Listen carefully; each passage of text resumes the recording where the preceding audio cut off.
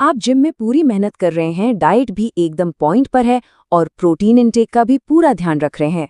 लेकिन क्या हो अगर मैं कहूं कि फिटनेस की दुनिया का एक बहुत बड़ा मिथ आपकी सारी मेहनत पर पानी फेर सकता है।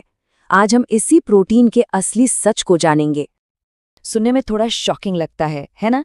पर ये एक बहुत ही कॉमन मिस्टेक है। और इसकी जड़, इसकी वजह वो सलाह है जो हमें लगभग हर जिम में सुनने को मिलती है। जरा सोचिए, अगर प्रोटीन को लेकर दी जाने वाली सबसे आम सलाह ही गलत हो तो इसका सीधा असर हमारे डाइट प्लान और हमारे रिजल्ट्स पर पड़ेगा, राइट? तो चलिए सीधे उस मिथ की बात करते हैं जो सालों से हर जिम जाने वाले के दिमाग में बैठा हुआ है। इसे कहते हैं 30 ग्राम मिथ। ये मिथ कहता है कि भाई हमारी बॉडी एक बार में एक मील में सिर्फ 20 से 30 ग्राम प्रोटीन ही हैंडल कर सकती है, और इसी डर के मारे लोग अपनी मील्स को छोटे छोटे हिस्सों में तोड़ते रहते हैं, ये सोचकर कि कहीं ज्यादा प्रोटीन वेस्ट ना हो जाए। अब यहीं पर साइंस का सबसे इंपॉर्टेंट कॉन्सेप्ट आता है। हमें प्रोटीन एब्जॉर्ब होने में यानी सोखने में और यूटिलाइज होने में यानी इस्तेमाल होने के बीच का क्रिटिकल डिफरेंस समझना होगा। ये कोई नहीं बताता।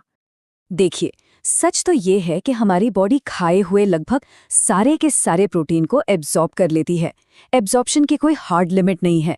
इसे ऐसे समझिए, ये एक वेयरहाउस की तरह है जहां सारा सामान आ तो जाता है। असली लिमिट, असली बॉटलनेक इस बात पर है कि आपकी मसल्स एक बार में उस सामान में से कितना इस्तेमाल कर सकती हैं ग्रोथ के लिए। इसी प्रोसेस को साइंस की भाषा में हम कहते हैं मसल प्रोटीन सिंथेसिस या MPS। ये वो प्रोसेस है जिसमें हमारी मसल्स वर्कआउट के बाद हुए डैमेज को रिपेयर करने के लिए और ग्रो करने के लिए प्रोटीन का इस्तेमाल करती हैं। असली खेल यूटिलाइजेशन का है, एब्जॉर्प्शन का नहीं। तो चलिए इन सुनी सुनाई बातों को, इस जिम साइंस को साइड में रखते हैं और देखते हैं कि एक्चुअल रिसर्च इस बारे में क्या कहती है।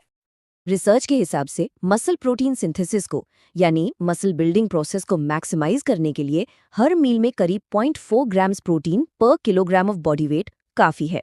फॉर एग्जाम्पल, अगर किसी का वजन 70 किलो है तो एक मील में लगभग 28 ग्राम प्रोटीन MPS को पीक पर ले जाने के लिए काफी है।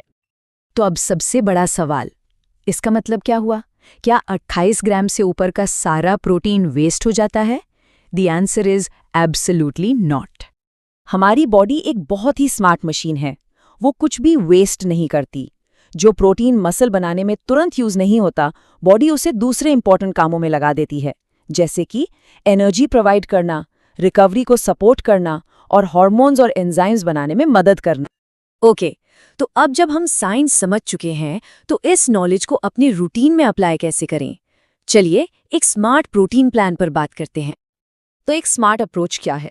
देखिए, स्टेप नंबर 1, सबसे पहले अपने पूरे दिन के मतलब टोटल डेली प्रोटीन गोल पर फोकस कीजिए, हर सिंगल मील पर नहीं।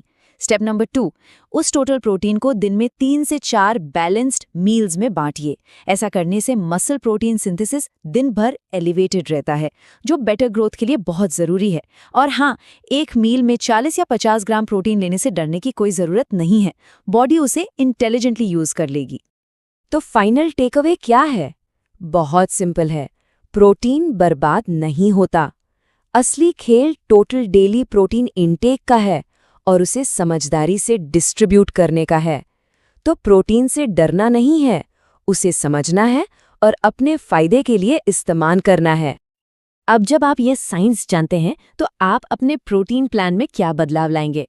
आप करंटली एक मील में कितना प्रोटीन लेते हैं? नीचे कमेंट्स में जरूर शेयर कीजिए। याद रखिएगा, फिटनेस ट्रेंड्स पर नहीं, साइंस पर चलती है।